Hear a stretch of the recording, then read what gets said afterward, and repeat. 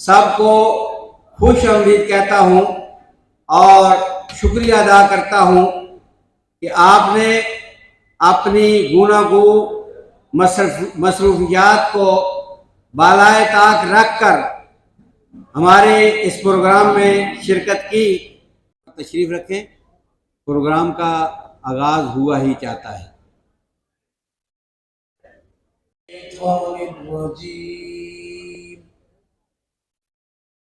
बिस्मिल्लाहिर्रहमानिर्रहीम।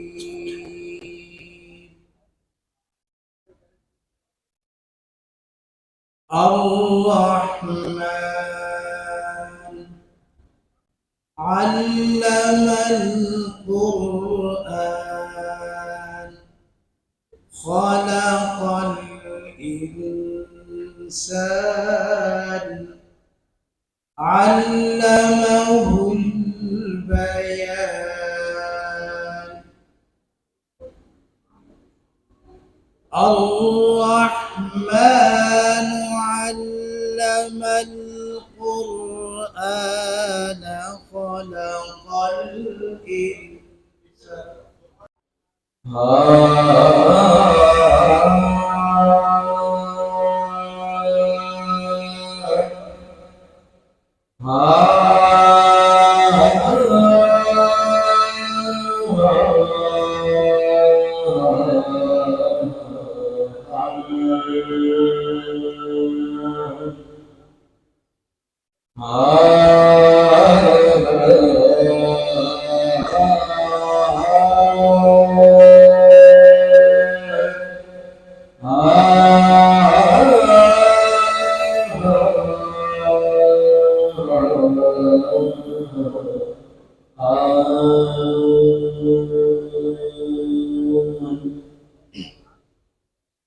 जितना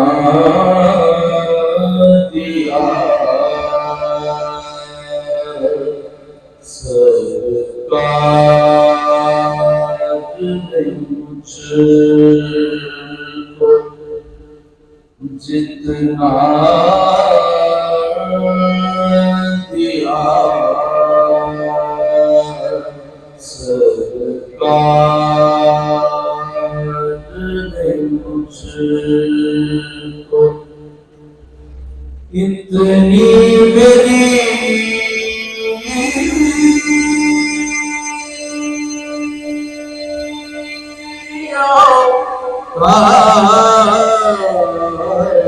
औकात नहीं।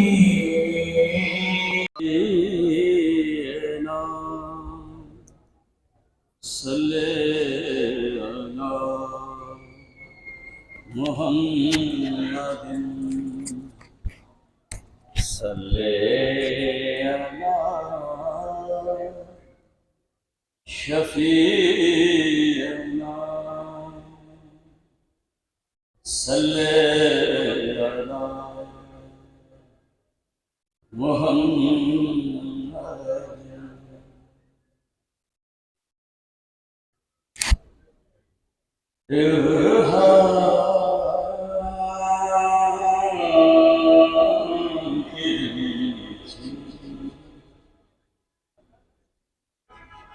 कहीं बख्शिश की घटा है,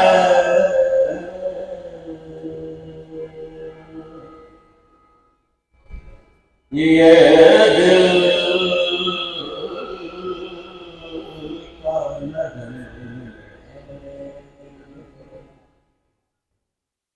ये मदीने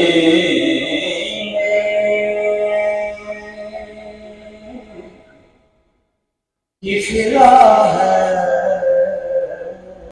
मौजूद मेहमानों को खुश आमदीद कहता हूँ। हसीब जमाली साहब जो इस साल Sindh high court bar association में सदर के उम्मीदवार हैं, मैं उन्हें भी खुश आमदीद कहता हूँ और कराची बार एसोसिएशन के साबिक सदर मेंबर सिंध बार कौंसल मोहतरम जनाब नईम कुरैशी साहब को भी खुश आमदीद कहता हूँ। क्योंकि वक्त महदूद है और काफ़ी मुकर्रीन है, तो उन तमाम हजरात जो आए हैं, ख़ास तौर पे हसीब जमाली साहब, उनके लिए नेक ख्वाहिशात में इज़हार करता हूँ और दुआगो हूँ कि अल्लाह ताला उनको इंतखाबात में भरपूर कामयाबी अता फरमाए। मेरे नहायती काबिल एहतराम साबका दबंग सदर KBA नईम कुरैशी साहब, मेंबर सिंबार और आज के मेहमान खुसूसी मोहम्मद हसीब जमाली साहब, कैंडिडेट हाई कोर्ट बार सिंध,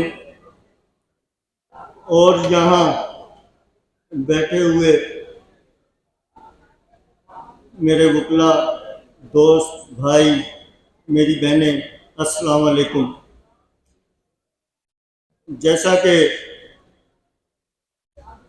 23 तारीख को सिंध हाई कोर्ट बार के इलेक्शन है और ये महफिल उसी लिए सजाई गई है और हम ये अपने वकला का इलेक्शन इसी तरह बगैर किसी सियासी कोई कौम बरादरी को छोड़ के हम सब एक प्लेटफॉर्म पे हो जाते हैं और इंशाल्लाह इसी तरह हम सब वकला एक हैं और बल्दिया के वकला हमेशा इसी तरह इज्जत देते आए हैं और इज्जत देंगे। कभी किसी को हमने खाली हाथ जाने नहीं दिया। बल्दिया वालों का ये हमेशा रहा है और वैसे ही नईम भाई का दूसरा घर तो बल्दिया ही है। ये इनकी बड़ी ज़्यादा मोहब्बत है बल्दिया वालों से और इंशाल्लाह हमने भी कभी इन्हें मायूस नहीं किया है और ना करेंगे। अस्सलाम वालेकुम। वो डिस्चार्ज हो जाता है एज पर रोस्टर और उसकी ऑटोमेटिकली डेट आ जाती है 3 महीने बाद की। वो 3 महीने बाद क्योंकि डेट बाय कोर्ट नहीं होता फिर दोबारा डिस्चार्ज हो जाता है। क्या इस पे कभी कोई बार में बात की चीफ जस्टिस साहब से कि ये क्या हो रहा है? हमारे यहाँ कॉपिंग ब्रांच का मसला है कि कॉपिंग सर्टिफाइड निकालने के लिए एक वकील को कितनी परेशानी होती है कि किस तरीके से हम एप्लीकेशन दी जाए। क्या पेंडिंग केस है तो उस ब्रांच में जाके एप्लीकेशन दी जाए, डिस्पोज हो गए तो जाके हम रिकॉर्ड ब्रांच में एप्लीकेशन दें और उसके बाद उसके पीछे लगे रहे, पैसे जाया करते रहे, इसके बाद हमें सर्टिफाइड कॉपी मिलती है। क्या इसके ऊपर कभी बात की बार में कि चीफ जस्टिस साहब को कोई रिक्वेस्ट किया कि हमारे वकला को ये परेशानी है? एफिडेविट ब्रांच का हाल देख लें हम। एक दौर होता था, हमारे सारे वकला बैठे हुए, एक दौर होता था कि डिस्चार्ज हो जाता था केस तो एक वकील साहब खुद ही अपना एफिडेविट लगा के अर्जेंट एप्लीकेशन पे दे दिया करते थे case is discharge due to number नहीं आया और इसकी वजह से इसको टेकअप कर लिया जाए और हमें सिर्फ उस अर्जेंट एप्लीकेशन पे डेट मिलती है। उसके ऊपर भी एक पाबंदी लगा दी गई कि वो अर्जेंट एप्लीकेशन भी वकील अपना एफिडेविट नहीं कर सकेगा। और ये रात के माहौल में कहाँ से यहाँ तशरीफ लाए। बहुत बहुत शुक्रिया आप लोगों का आने का। ये है वोटों की और अपना असल नुमाइंदा चुनने का टाइम है आपके पास।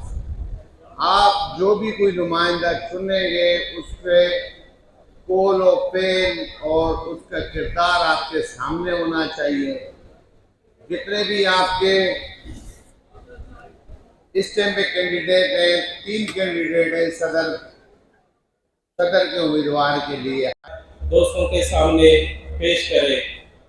मैं सिर्फ इतना कहूँगा कि हम जिस उम्मीदवार को वोट दें उसके लिए हमारा एक वाज़ेह मौक़िफ़ होना चाहिए कि वो बाहर के वेलफेयर के लिए काम करेगा। और ऐसा बंदा होना चाहिए कि वो न सिर्फ वकीलों के हकीकी मसाइल जो हैं हमें दरपेश है जो बेंच के साथ वो देखे। बाहर में रहते हुए बहुत सारे ऐसे मसाइल हैं जिनका ताल्लुक डायरेक्ट बाहर से होता है और ऐसे मसाइल भी हैं जो बाहर के जरिए ही होते हैं, वो बेंच के होते हैं। खासकर हाई कोर्ट में अगर कोई केस लगा हुआ है 3-3 महीने 4-4 महीने उसका नंबर नहीं लगता, अगर नंबर लगने के बाद वो आ भी जाता है तो बोर्ड डिस्चार्ज हो जाता है। क्यों हो जाता है? कि जजों को कोई बोलने वाला नहीं है। मैं जो आने वाले उम्मीदवार हैं उनसे ये जरूर अपना एक पेश करूंगा कि ये एक जेन्युइन मसला है। हाई कोर्ट बार में सबसे ज्यादा जो इश्यूज हैं वो रोस्टर के हैं। आप घर बैठे आप अपने क्लाइंट को ये याद दहानी कराते हैं और यकीन दहानी भी कराते हैं कि कल आपका केस चलेगा, लेकिन रात को पता चलता है वो केस जो पॉलिसी है इनका वो डिस्चार्ज हुआ है। तो ये एक बहुत बड़ा अलमिया है। हमारे केसेस नहीं चलते। क्यों नहीं चलते? जजेस 9 बजे आते हैं, 4 केस उठक होते हैं, इसके बाद wrist of the board discharge भाई। क्यों डिस्चार्ज भाई? पब्लिक के अवाम के पैसों पे बैठा हुआ जज सिर्फ उन लोगों को रिलीफ देता है जिनको वो जानता है, उनके केस चलते हैं। बाकी जो आम साहिलीन जो परेशान है सालों से, जो बेगुनाह हैं, जो केस वाज़ेह हो रहा है कि ये केस खत्म है लेकिन नीचे जज जो समझने से कासिर रहा है उसने सजा दी है और वो केस चलता ही नहीं है और 10 से 12 साल वो बेगुनाही में जेल के पीछे बैठा होता है। मौजूद हैं और हमारे जो सिंध हाई कोर्ट के कैंडिडेट हैं मोहम्मद रसीद जमानी साहब, उनको भी वेलकम करता हूँ। जैसे वो बल्दिया में आए, बहुत बहुत शुक्रिया, आपने हमें इज्जत बख्शी। वक्त कम है, सिर्फ इतना कहूँगा तमाम दोस्तों से कि रसीद जमानी साहब के लिए वो हमारी कॉल पर आए और एक प्रोग्राम को कामयाब बनाया। बल्दिया नगर फोरम जिसका बुनियाद शुरू में जो बुनियाद रहती वो भट्टी साहब थे, उन्होंने काम किया। ये एक बाकायदा प्लेटफॉर्म जफर सिंह साहब थे, इनके पुराने जो बल्दिया टाउन के मुंतज़मीन हैं। हमने इनसे काम सीखा, हमने देखा कि किस तरीके से इन्होंने बल्दिया के वकीलों को बिला तफरीक और बिला ज़बान और बिला ग्रुप्स के, यहाँ पे मुख्तलिफ ग्रुप्स के वकील मौजूद है, और उनको किस तरीके से इन्होंने साथ ले चला, उनसे हमने सीखा। और आज हमने देखा कि माशाल्लाह बल्दिया के तकरीबन वकील यहाँ पर जो है मौजूद हैं। मोहतरम जनाब नईम कुरैशी साहब, हफीज़ बलोच साहब, मेंबर सिंध बार कौंसल, मोहतरम जनाब नसरुल्लाह जलवानी साहब, vice president Karachi bar association, दीगर मेहमान गिरामी जो मेरे दोस्त आए हुए हैं इलेक्शन के सिलसिले में कैंपेन के हवाले से, और कराची बार का जो ये गुलदस्ता सजाया है भट्टी साहब ने, और बल्दिया लाज फोरम को जिस तरह फ़ाल किया है, मुबारकबाद पेश करता हूँ मैं भट्टी साहब को खुसूसी तौर पे। और जो बल्दिया लाज फोरम का जो पहला प्रोग्राम था, जो भी भट्टी साहब फरमा रहे थे, सही फरमाया उन्होंने, जो पहला प्रोग्राम था वो यहीं से इब्तिदा हुई थी, और जिस खूबसूरती से दोस्तों को भट्टी साहब ने और दीगर दोस्तों ने जोड़ा है, दिल की गहराइयों से मुबारकबाद देता हूँ। आज का ये प्रोग्राम जो है इलेक्शन के सिलसिले की एक कड़ी है, और मुख्तसर सी बात करना चाहूँगा। मैं समझता हूँ कि नईम कुरैशी साहब ने, हफीज़ बलोच साहब ने, इस ग्रुप ने जो भी कैंडिडेट जो है दिए, चाहे हाई कोर्ट बार एसोसिएशन में, चाहे कराची बार में या सिंध बार में, उन्होंने एक अच्छा पॉजिटिव रोल अदा किया है।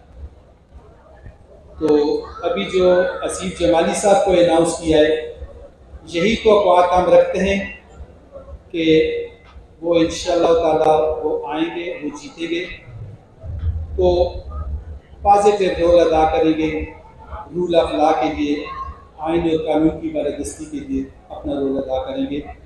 वो मेरी कैबिनेट के नसरुल्लाह जलबानी साहब को, कादिर उमर को, अदनान फारूक को और जितने मेरे मौजूद वकला यहाँ पर आए, जितने तमाम कैंडिडेट्स यहाँ पर आए, मैं उन सबको वेलकम करती हूँ और हसीब जमाली साहब को भी वेलकम करती हूँ। मैडम अनिसा आई हैं, उन्हें भी वेलकम करती हूँ और जितनी टीम आई है उन सबको बल्दिया लॉयर फोरम की तरफ से वेलकम करती हूँ।